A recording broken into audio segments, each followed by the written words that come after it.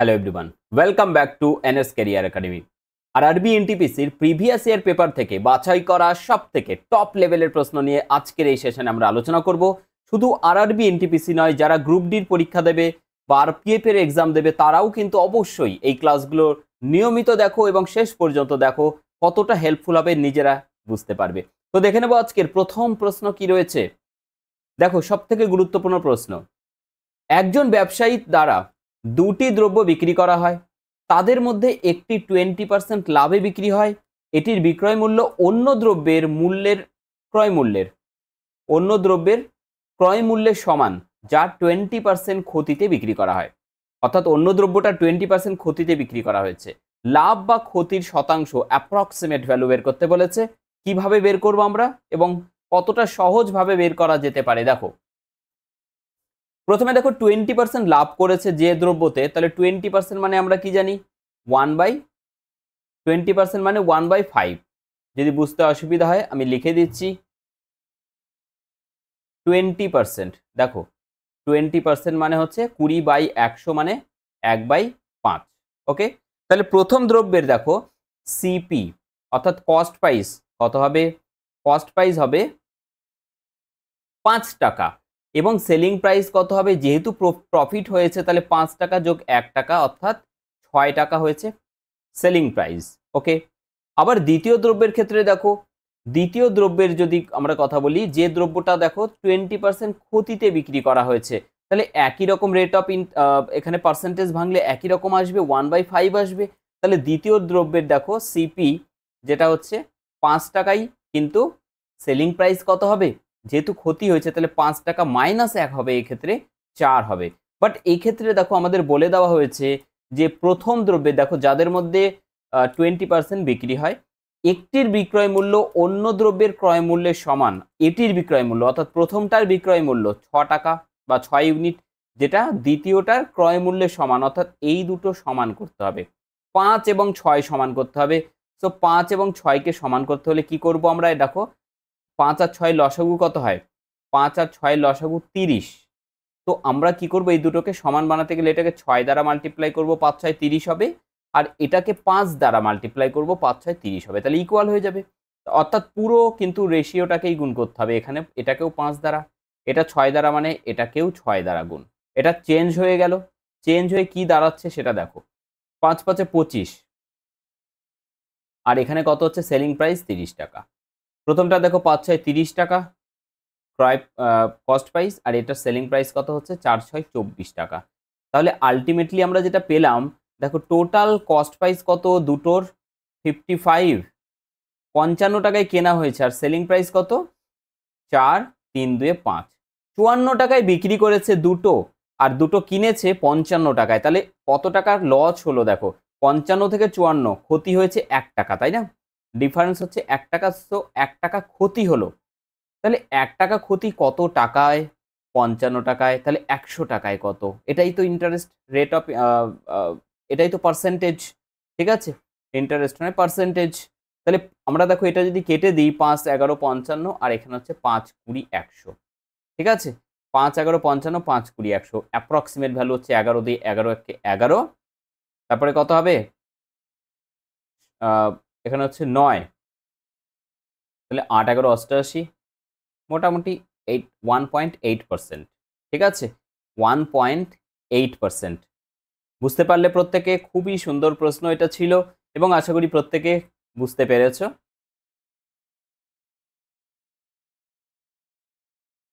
Next question চলে যাওয়া যাক। যদি সেশনটি ভালো লাগে অবশ্যই প্রত্যেকে সেশনটিকে লাইক করবে।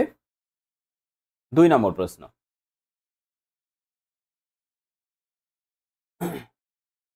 দেখো একজন দুধ বিক্রেতা, খুবই সুন্দর প্রশ্ন এটা রয়েছে, একজন দুধ বিক্রেতা দামের চেয়ে 20% বেশি দামে দুধ বিক্রি করেন। এছাড়াও তিনি প্রতি 5 লিটার দুধে 3 লিটার জল যোগ করেন। দুধ বিক্রেতার গল্প আসলেই জল মেশানোর গল্পও থাকবেই থাকবে। তাহলে প্রশ্ন করেছে তার সামগ্রিক লাভের শতাংশ নির্ণয় করো। কিভাবে বের করব আমরা, দেখো এটা আরআরবি এনটিপিসি 2019 সালের প্রশ্ন, যেটা এসেছিল কত, ফার্স্ট শিফট 3/4/2021 সালে এসেছিল। তাহলে একজন দুধ বিক্রেতা, দেখো কিভাবে করা যায়, ট্রাই করো প্রত্যেকে, আমি একটু টাইম দিচ্ছি, তারপরে আমি সব থেকে বেস্ট নিয়ম দেখাবো যেটা তোমাদের একদম 2 লাইনে হয়ে যাবে। একজন দুধ বিক্রেতা তার দামের মানে কেনা দামের আর কি চেয়ে 20% বেশি দামে দুধ বিক্রি করেন। এছাড়াও তিনি প্রতি 5 লিটার দুধে 3 লিটার জল যোগ করেন। তার সামগ্রিক লাভের শতাংশ বের করতে হবে। প্রত্যেকে ট্রাই করো, কমেন্ট করো, প্রত্যেকের কত আসছে কমেন্ট করো প্রত্যেকে। দেখো ভালো করে বোঝো, মনে করো একজন দুধ কিনেছে, দুধ বিক্রেতা কতটা কিনেছে, 5 লিটার ধরে নিলাম কিনেছে, ঠিক আছে। তো এই যে 5 লিটার কিনেছে তার মধ্যে জল মিশিয়েছে 3 লিটার, তাহলে টোটাল গিয়ে দাঁড়াচ্ছে কত, 5 3 8 লিটার। ক্লিয়ার? এটা দুধ, এটা হচ্ছে দুধ এবং জলের মিশ্রণ। ওকে, আমি যদি ধরে নিই যে কেনা দামে বিক্রি করেছে, কোনো লাভ করেনি, ক্ষতি হয়নি, তাহলে 5 ইউনিট দুধের দাম 5 টাকাই হতো, তাই তো? পার্সেন্টেজ যেহেতু আছে তো আমি হিসেবে সুবিধার জন্য 500 ধরে নিলাম, আর যেটা বিক্রি করেছে সেটা হচ্ছে 8 ইউনিট, তো 800। ওকে, তাহলে 500 আর 800, কিন্তু 8 দেখো 500 ইউনিট কিনেছে, 300 ইউনিট জল মিশিয়েছে, তাহলে 800 ইউনিট হয়েছে দুধের পরিমাণ, মিশ্রণের পরিমাণ। এই 800 ইউনিট তাহলে 800 টাকায় বিক্রি করবে, কিন্তু কিন্তু 20% বেশি দামে বিক্রি করেছে। সো এটার উপরে 20% বেশি দামে সেলিং প্রাইস কত, 100 যদি কস্ট প্রাইস, 120 টাকা হচ্ছে সেলিং প্রাইস। 100 দিয়ে কেটে দাও, এটা হচ্ছে 8, তাহলে 8 12 96, 960 টাকা। দেখো কিনেছিল কত টাকায়, 500 টাকায়, বিক্রি করলো কত টাকায়, 960 টাকায়। কত টাকা প্রফিট, 460 টাকা প্রফিট। কত টাকায়, 500 টাকায় 460 টাকা প্রফিট। সো 100 টাকায় কত, এই তো হচ্ছে গল্প। 5 দিয়ে ভাগ করে দিলে এটা কত হচ্ছে, 5 9 45, 5 2 10, 92% প্রফিট। বুঝতে পেরেছো, 92% প্রফিট। এবং মোস্ট ইম্পর্টেন্ট কোশ্চেন, এটা খুবই ভালো লেভেলের প্রশ্ন এবং সলিউশন ততটাই সহজ। আশা করি প্রত্যেকের ভালো লাগছে তো সেশনটি। বলো প্রত্যেকে, ভালো যদি লাগে তাহলে কি করে বুঝবো যে তোমাদের ভালো লাগছে? তার জন্য প্রত্যেকে লাইক করো অন্তত, তাহলে বুঝতে পারবো যে সেশনটি তোমাদের সত্যি ভালো লাগছে কিনা। আচ্ছা, তার সাথে তোমাদের বলে দিই, অনেকেই বারবার বলছো যে স্যার রেলওয়ের ফাউন্ডেশন ব্যাচ নিয়ে আনুন, রেলওয়ের ফাউন্ডেশন ব্যাচ আনুন। তো তোমাদের প্রত্যেকে বলবো, অনেকেই বোধহয় জানো না যে রেলওয়ের ফাউন্ডেশন ব্যাচ কিন্তু অলরেডি আমাদের কিন্তু ভর্তি চলছে। বাংলাতে রেলের সেরা অঙ্কের ব্যাচ, বাংলাতে সব থেকে সেরা ব্যাচ এটা, maths foundation batch for railway, NTPC, group D and RPF. So 1 বছরের তোমরা ভ্যালিডিটি পাবে, 6 মাসের লাইভ ক্লাস পাবে, 50% অফ রয়েছে এই মুহূর্তে কিন্তু তোমাদের জন্য 22 থেকে 25 সেপ্টেম্বর পর্যন্ত। অর্থাৎ তোমাদের হাতে রয়েছে আর মাত্র 2টো দিন। আজকে তো 23 তারিখ পেরিয়েই গেল, 24 আর 25, এর মধ্যে প্রত্যেকে জয়েন করে নাও। সব থেকে বেটার হবে তোমাদের কিন্তু এই কোর্সে এনরোলমেন্ট করলে, কারণ অত্যন্ত ভালো মানের কিন্তু এখানে অঙ্ক তোমরা সব রকম কিছু পাবে, এবং তার সাথে 100% লাইভ সেশন হয় আমাদের। কোনো রকম ডাউট থাকলে সেটা লাইভে তোমরা জিজ্ঞেস করে নিতে পারবে, এবং আমাদের রেকর্ড ক্লাস থেকে যাবে, পিডিএফ ক্লাস নোট পেয়ে যাবে। কনসেপ্ট এবং শর্ট ট্রিক্সের উপরে আমরা গুরুত্ব দিই। Exam oriented, exam centric approach কিন্তু তোমরা এখানে শিখতে পারবে। মক টেস্ট অ্যাভেলেবেল থাকবে তোমাদের জন্য, তার জন্য কোনো পেমেন্ট করতে হবে না। মক টেস্ট কিন্তু কোর্সের সাথেই যুক্ত থাকবে। তো যারা জয়েন করোনি এক্ষুনি জয়েন করে নেবে তোমরা, লিঙ্ক ভিডিও ডেসক্রিপশন বক্সে পেয়ে যাবে। এনএস কেরিয়ার একাডেমিটা তোমরা ইনস্টল করে নিও প্রত্যেকে। তাহলে 3 নম্বর যে প্রশ্নটি রয়েছে দেখো, যদি বর্গক্ষেত্রের প্রত্যেকটা বাহু 20% বৃদ্ধি করা হয় তবে এর ক্ষেত্রফলে শতকরা পরিমাণ বা পরিবর্তন নির্ণয় করো। ক্ষেত্রফল কতটা বাড়বে? দেখো এটা একবারে সহজভাবে করা যাবে। 20%কে ভাঙো, 20%কে ভাঙলে কত হবে, 1/5। তার মানে যদি বাহু 5 থেকে থাকে সেটা বেড়ে হবে 5 যোগ 1 মানে 6 ইউনিট। তাহলে বর্গক্ষেত্র যেহেতু বাহু যদি এ হয় তার ক্ষেত্রফল কি হয়, স্কয়ার হয়। তাহলে এখানে 5 যদি বাহু থাকে তার এরিয়া কত হবে, 5 এর স্কয়ার, অর্থাৎ কত হচ্ছে 25। আর এখানে হচ্ছে 6 এর স্কয়ার কত হবে, 36। ক্লিয়ার হলো? তাহলে 25 ছিল আগে, এখন বেড়ে হচ্ছে 36 এরিয়া। ক্লিয়ার? তাহলে কতটা বাড়লো, 11 ইউনিট বাড়লো। 25-এ বাড়লো 11, 100-তে কত বাড়বে, 25 দিয়ে 4 25 100, তো 4 11 44%।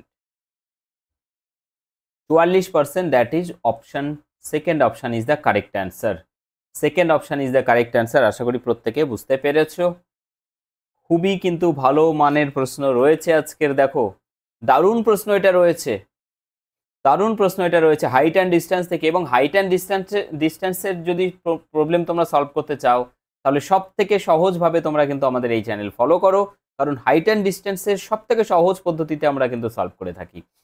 একটি লাইট হাউসের দুই পাশে দুটি জাহাজ সমুদ্রে যাত্রা করছে। দুটি জাহাজ থেকে পর্যবেক্ষণ করা লাইট হাউসের শীর্ষের উন্নতিকোণ যথাক্রমে 30 ডিগ্রি এবং 45 ডিগ্রি। যদি লাইট হাউসটি 90 মিটার উঁচু হয় তবে দুটি জাহাজের মধ্যে দূরত্ব কত? দারুণ প্রশ্ন এটা, এবং সলিউশন কিন্তু সেই সহজ সলিউশন। তো দেখো আমাদের এটা যদি লাইট হাউস হয়, ওকে, তাহলে এক পাশে আছে দেখো আমাদের এখানে একটা জাহাজ আছে এখানে, আর দ্বিতীয় পাশে এখানে আর একটা জাহাজ আছে, ঠিক আছে। এইখান থেকে চূড়ার উন্নতি কোণ দেওয়া আছে কতটা? 30 ডিগ্রি, মোটামুটি ধরে নিচ্ছি এটা আমাদের 30 ডিগ্রি হচ্ছে। আর এখান থেকে হচ্ছে অপর জাহাজ আছে অন্য পাশে, এটা হচ্ছে 45 ডিগ্রি। ক্লিয়ার? তাহলে দেখো এই যে হাইট লাইট পোস্ট এটা হচ্ছে 90 মিটার, 90 মিটার। এবার প্রশ্ন হচ্ছে এই এ থেকে সি, এই এসি কতটা দূরত্ব, ঠিক আছে, এসির লেন্থ কতটা বা ডিস্টেন্স কতটা, এটা বের করতে হবে। মুখে মুখে করা যায় কি এগুলো অঙ্ক? আমরা তো মাধ্যমিকে অনেক বড় করে লিখতাম চিত্র থেকে কি কি দেখতে পাচ্ছি, বাট এগুলো কোশ্চেন কিন্তু মুখে মুখেই করা যায়, ঠিক আছে, মুখে মুখে করা যায়। আমি তোমাদের বলছি দেখো, এইখানে চলে আসো, প্রথমে এই লেনটা আমরা বের করব। এই পাশের ত্রিভুজের কথা ভাবো, এই ত্রিভুজটা থেকে আমরা পাচ্ছি দেখো এটা একটা সমকোণী ত্রিভুজ যার কোণ হচ্ছে 45 ডিগ্রি। তাহলে লম্ব বাই ভূমি মানে কি? ট্যান। লম্ব বাই ভূমি মানে ট্যান, আমি এর আগেও বলেছি ট্যান 45 মানে 1। সো এখানে যদি এটা 90 হয় তাহলে এটাকেও 90 হতেই হবে, তবেই তো 90/90 মানে লম্ব বাই ভূমি 1 হবে। তাহলে ডেফিনেটলি এটার মান বেরিয়ে গেল 90। কিচ্ছু করিনি এখনো আমরা, এখানেও করতে হবে না, চাপ নেই।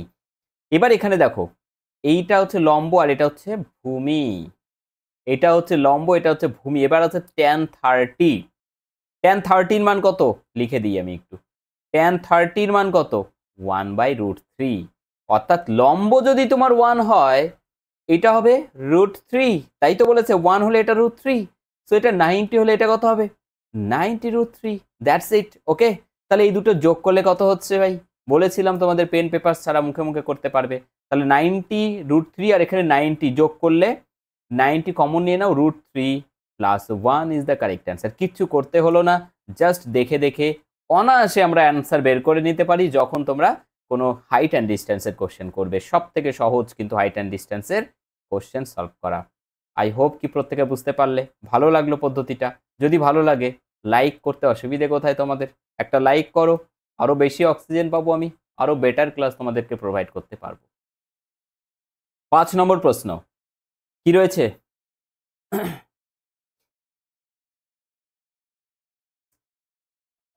আই থিঙ্ক এইখানে √2টা এখানে 2 হবে, সামনে 2টা পড়েছে। ওকে, তাহলে 7 + √2 by 11 + 3√5 = a + b√5, then a and b এর মান কত হবে?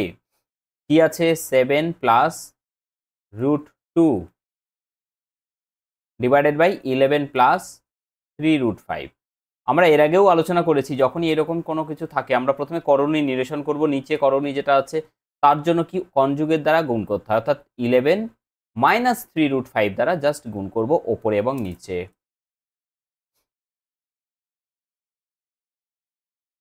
তাতে করে কি লাভ হচ্ছে? দেখো এখানে নিচে a + b * a - b পেলাম। a + b * a - b মানে a² - b², তাই তো? তাহলে নিচে পাচ্ছি আমরা কত? a² - b²।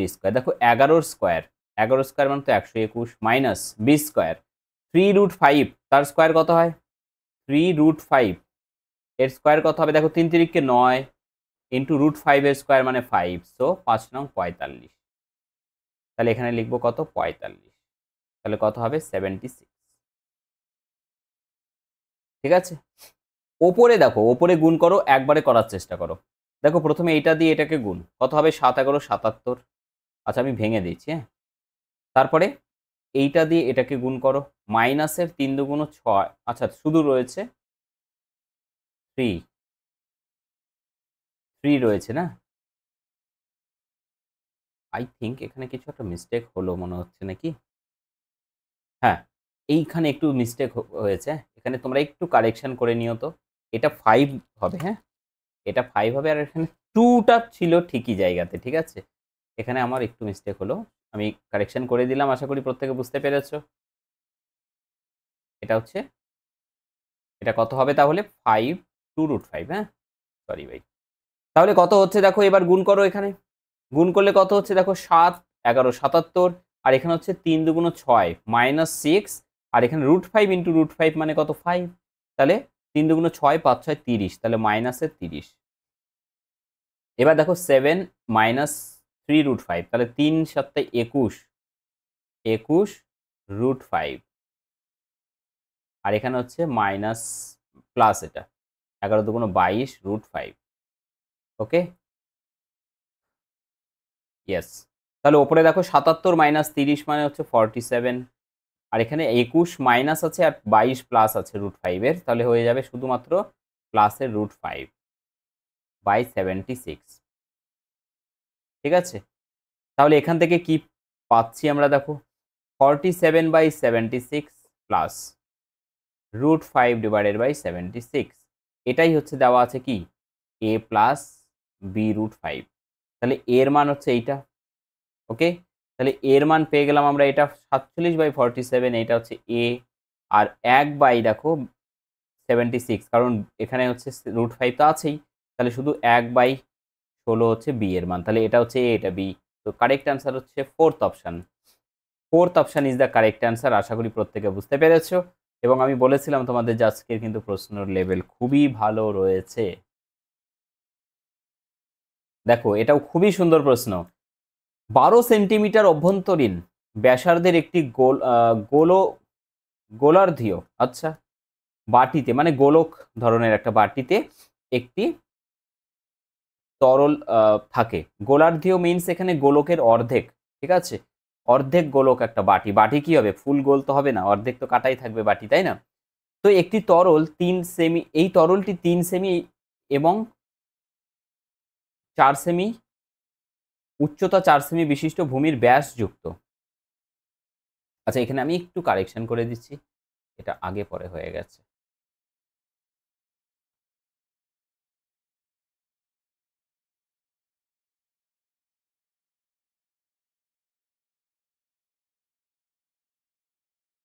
3 সেমি ভূমির ব্যাস যুক্ত এবং উচ্চতা 4 সেমি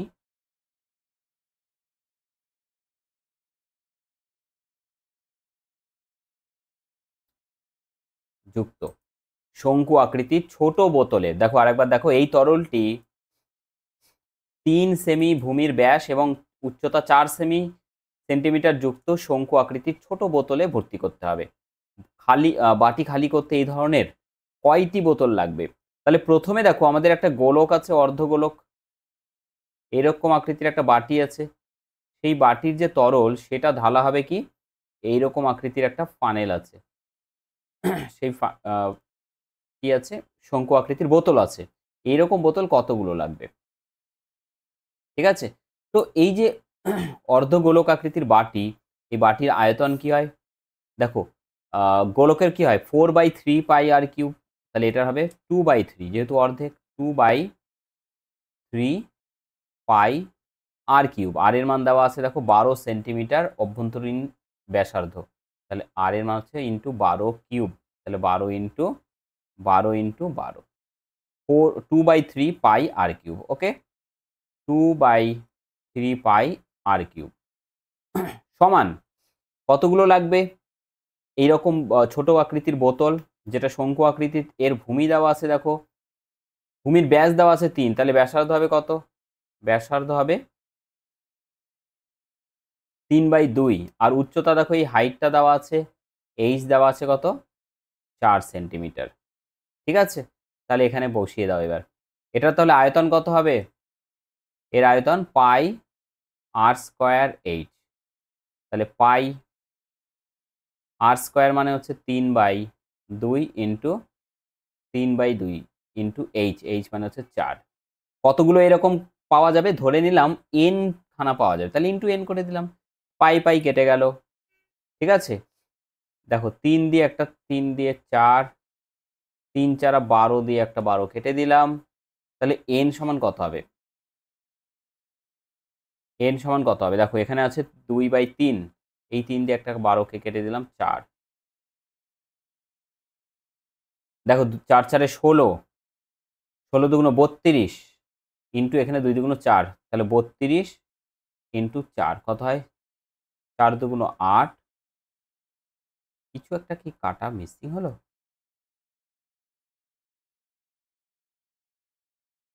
r স্কয়ার h 2/3 পাই r কিউব।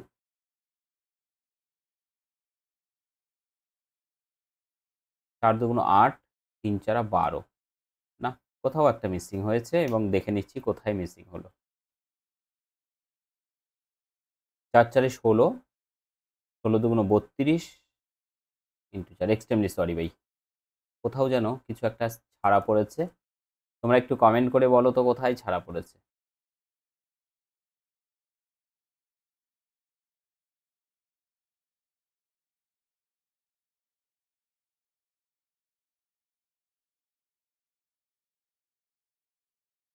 ইয়েস, আরেকবার দেখো এখানে 12 সেন্টিমিটার অভ্যন্তরীণ ব্যাসার্ধ বিশিষ্ট অর্ধেক গোলক কি বাটিতে একটা তরল আছে 3 সেমি ভূমির ব্যাস। তাহলে ব্যাস যদি 3 সেমি হয় তাহলে ব্যাসার্ধ হবে কত? 3/2। উচ্চতা 4 সেমি।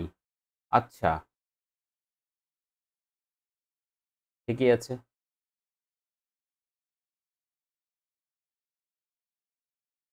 দেখো তাহলে এই স্ফেরিক্যাল যেটা বোল আছে অর্থাৎ বাটি আছে তার আয়তন তাহলে কত হচ্ছে? 4/3 হয়, তো এখানে হবে কত? 2/3 পাই আর কিউব। আর এর মান আছে 12 ইন্টু 12 ইন্টু 12, ঠিক আছে, সমান এইরকম কতগুলো বোতল লাগবে? এক্স খানা ধরে নিলাম। তাহলে এক্স ইন্টু বোতলের, দেখো বোতলের ভূমি হচ্ছে ব্যাস, ব্যাস হচ্ছে দেওয়া আছে 3, তাহলে 3 যদি ব্যাস হয় তাহলে ব্যাসার্ধ কত? 3/2, তাই তো? 3/2, তাহলে পাই আর স্কোয়ার এইচ। তাহলে এটা পাই আর স্কোয়ার মানে তো একই রকমই হচ্ছে 3/2 ইন্টু 3/2 পাই আর স্কোয়ার এইচ। এইচ হচ্ছে 4, ঠিক আছে। তাহলে 3 4 12, একটা 12 কেটে দিলাম। আর কি হচ্ছে? এখান থেকে 3 দিয়ে একটা 4 আসছে, তাই তো? আর 3 দিয়ে একটা 4, কোথাও কিছু একটা মিস্টেক হচ্ছে, একই রকমই অ্যান্সার আসছে।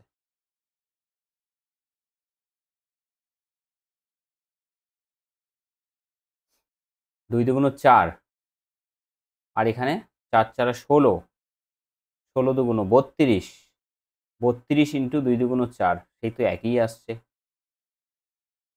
ইংরেজি প্রশ্নে দেখি কোথাও কিছু ভুল হলো নাকি। Hemispherical bowl of internal radius 12 centimetre contains a liquid. This liquid is to be filled into conical shaped. ও, এটা তো কনিক্যাল শেপড আছে, তাহলে এটা কি হচ্ছে? এটা একটা শঙ্কু। শঙ্কুর আয়তন হচ্ছে π/3 হবে। এক্সট্রিমলি সরি ভাই, দেখো আমরা পেয়ে গেছি কোথায়, আমাদের একটা ছাড়া পড়েছে 3, এটা হচ্ছে এখানে হবে। হ্যাঁ, তাহলে কি হচ্ছে দেখো, তাহলে এক্স সমান কত হচ্ছে? দেখো 4 4 16 দুগুণ 32, পাই পাই তো কেটে যাবে। তাহলে 32 ইন্টু এখানে দেখো ইন্টু 3, আর এখানে 2 দুগুণ 4, তাহলে 3 4 12, 12 দিয়ে গুণ করো, 12 দুগুণ 24, 24 4, 3 12 36, 38, 384 হয়ে যাচ্ছে অ্যান্সার। হ্যাঁ, একটু ডিলে হলো, আমাদের এই 3টা ছাড়া পড়েছিল, ঠিক আছে। একটা ভুল হলে কিন্তু প্রশ্ন আর কিছু করার থাকবে না, ভুল হয়ে যাবে। সো বি কেয়ারফুল, তোমরাও থাকবে। হ্যাঁ, দেখো এই প্রশ্নটা খুবই সুন্দর একটা প্রশ্ন রয়েছে। একটি গাড়ির দাম রয়েছে 6,25,000 টাকা।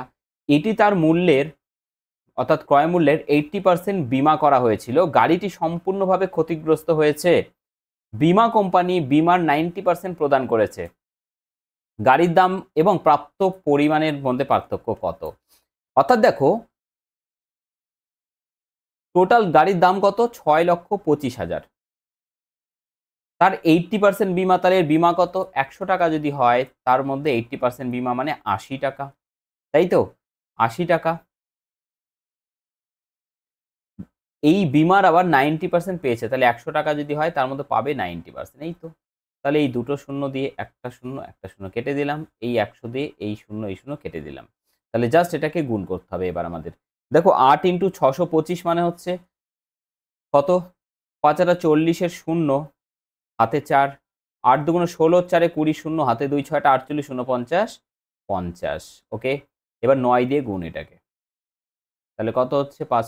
আচ্ছা, একটা শূন্য ছিল এখানে, এখানে একটা তিনটে শূন্য ছিল, আমরা একটা শূন্য মিস করেছি। এখানে আর একটা শূন্য হবে, 625। ইয়েস, তাহলে এখানে একটা শূন্য বাড়বে। তাহলে ইন্টু 5 ইন্টু 9, 5 নং 45,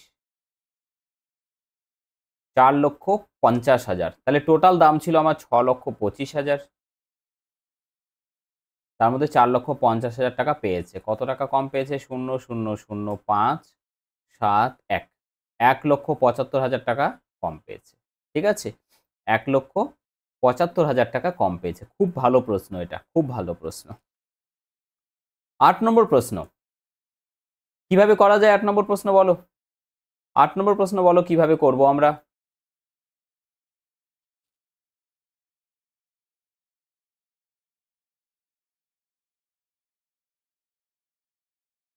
দেখো 8 নম্বর যে প্রশ্ন রয়েছে, 10% বার্ষিক চক্রবৃদ্ধি সুদের হারে 2 বছরের জন্য কোনো আসলের সুদ হয় 630 টাকা। 3 বছরের জন্য এই একই সুদের একই আসলের সরল সুদ কত হবে? দেখো 10% হারে আমাদের আসল দেওয়া নেই, তো 10% মানে কত? 1/10। ঠিক আছে, 1/10। এবার আমাদের যেহেতু কম্পাউন্ড ইন্টারেস্ট, তো কত বছর? 2 বছর বলেছে, তাহলে 2 বার আমরা 10 দিয়ে গুণ করে দিলাম। ওকে, এবার বের করে নাও। দেখো 1/10 মাল্টিপ্লাই করো এখানে। ওকে, তাহলে দেখো এখানে 10, এখানে 10। ঠিক আছে, তাহলে এখান থেকে আরেকবার আসবে 1/10, আরেকবার মাল্টিপ্লাই করো 1। তাহলে টোটাল কম্পাউন্ড ইন্টারেস্ট কত বেরোলো এখানে? টোটাল কম্পাউন্ড ইন্টারেস্ট কত বেরোলো বলো? এখানে 10 10 20, আর এখানে 1 21। তাহলে 21 মানে হচ্ছে আমাদের টোটাল দেওয়া আছে কত? 21 মানে 630। দেখো টোটাল সুদ দেওয়া আছে কম্পাউন্ড ইন্টারেস্ট 630। তাহলে 1 মানে কত হচ্ছে? 3 শূন্য। আর এখানে দেখো 10 × 10 মানে 100। এটা হচ্ছে প্রিন্সিপাল। 100 মানে কত? 3000। তাহলে এই 3000 টাকার উপরে সিম্পল ইন্টারেস্ট বের করতে হবে। দেখো খুব সহজ, পি ইন্টু আর হচ্ছে 3 বছর বলেছে, এবার বাকিগুলো সব সেম। আর হচ্ছে 10% ডিভাইডেড বাই 100। এই একটা শূন্য, এই একটা শূন্য, তাহলে 3 × 3 মানে 300, মানে হচ্ছে 900। খুবই সুন্দর প্রশ্ন, খুবই সুন্দর কিন্তু ভাবে আমরা সলভ করলাম। বুঝতে পেরেছো সকলে? ইয়েস। দেখো পি দিনে 6 ঘন্টা কাজ করে 10 দিনে একটি কাজ কমপ্লিট করতে পারে। পি দিনে 6 ঘন্টা করে কাজ করে 10 দিনে কাজ কমপ্লিট করতে পারে। কিউ দিনে 10 ঘন্টা করে কাজ করে 9 দিনে কাজ কমপ্লিট করতে পারে। পি এবং কিউ উভয়ই একসাথে দিনে 6 ঘন্টা করে কাজ করে, তবে তারা কত দিনে কাজটি কমপ্লিট করতে পারবে? দেখো পি কিউ 6 ঘন্টা করে 10 দিন, টোটাল 6 10 60 ঘন্টা। 10 ঘন্টা করে 9 দিন, কিউ 90 ঘন্টা কাজ করে। টোটাল এখানে 60 আর 90 লসাগু হচ্ছে 180। 60 দিয়ে 3, 90 দিয়ে 2। ওকে, 60 দিয়ে 3, 90 দিয়ে 2, এটা হচ্ছে তাদের এফিসিয়েন্সি। এবার টোটাল কাজ কত তাহলে? 180 ইউনিট। দুজনে একসাথে করবে, কত সময় লাগবে? 3 আর 2 5 ইউনিট করে। তো 5 দিয়ে ভাগ করছি, তাহলে বেরোবে আমাদের এখানে ঘন্টা। কিন্তু আমাদের বের করতে বলেছে যে দিনে যদি 6 ঘন্টা করে কাজ করে তাহলে কত দিনে করবে? তাহলে 6 দিয়েও ভাগ করে দাও একবারে। কত হচ্ছে? 5 6 30, 30 দিয়ে কেটে দিলে কত? 6। একবারে কিন্তু আমাদের বেরিয়ে গেল দিন। হ্যাঁ, প্রথমে আমাদের এগুলো কিন্তু ঘন্টায় হয়ে গেছে, আমরা যেহেতু 6 ঘন্টা দিয়ে ভাগ করলাম, একবারে বেরিয়ে গেল আমাদের অ্যান্সার অপশান, 4th অপশান। ঠিক আছে, 10 নম্বর প্রশ্ন দেখো কি রয়েছে। A square is inscribed in a circle which is inscribed in an equilateral triangle. If one side of the triangle is x, then the area of the square is what? অর্থাৎ কি বলেছে ভালো করে বোঝো। একটা বর্গক্ষেত্র, তাকে ঘিরে একটা বৃত্ত আছে।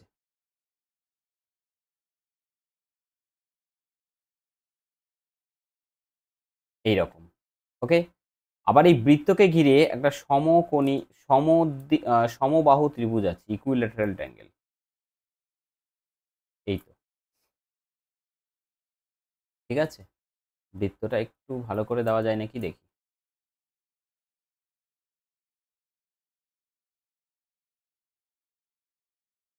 ঠিক আছে, এবার দেখো আমাদের বের করতে হবে কি, বর্গক্ষেত্রের ক্ষেত্রফল কত।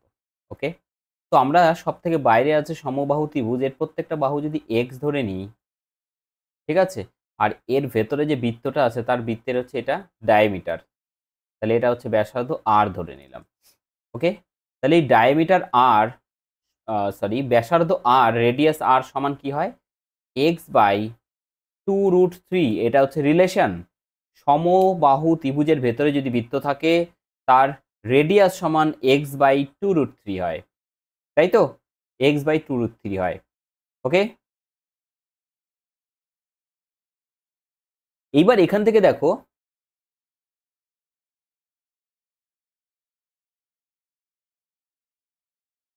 এইখান থেকে দেখো আমরা যদি 2টাকে এখানে নিয়ে আসি তাহলে হয়ে গেল 2r সমান কত, এক্স বাই √3। 2r মানে কি, 2r মানে হচ্ছে এই ব্যাস, তাই তো। আর এই ব্যাসটাকে যদি আরেকবার আমরা দেখি ভালো করে, এটা কি দেখো তো, এই ব্যাসটা আসলে কি বলো তো, এই বর্গক্ষেত্রের দিকে তাকাও, এই বর্গক্ষেত্রের কি হচ্ছে এই ব্যাসটা, বর্গক্ষেত্রের কর্ণ। বর্গক্ষেত্রের কর্ণ কি হয়, বর্গক্ষেত্রের বাহু যদি এ হয় তাহলে কর্ণ কি হবে, বর্গক্ষেত্রের বাহু এ হলে কর্ণ কি হয়, a√2। তাহলে এই দুটো তো সমান হয়ে গেল, 2r মানে ব্যাস যেটা হচ্ছে কর্ণ। তাহলে এখান থেকে আমরা দেখো বোথ সাইড স্কোয়ার করি, এক্স বাই 3, তারপরে এখানে কত হচ্ছে এস স্কোয়ার ইন্টু 2, স্কোয়ার করে দিলাম বোথ সাইড। তাহলে কি হচ্ছে, আমরা বের করবো বর্গক্ষেত্রের ক্ষেত্রফল কত, এ স্কোয়ার।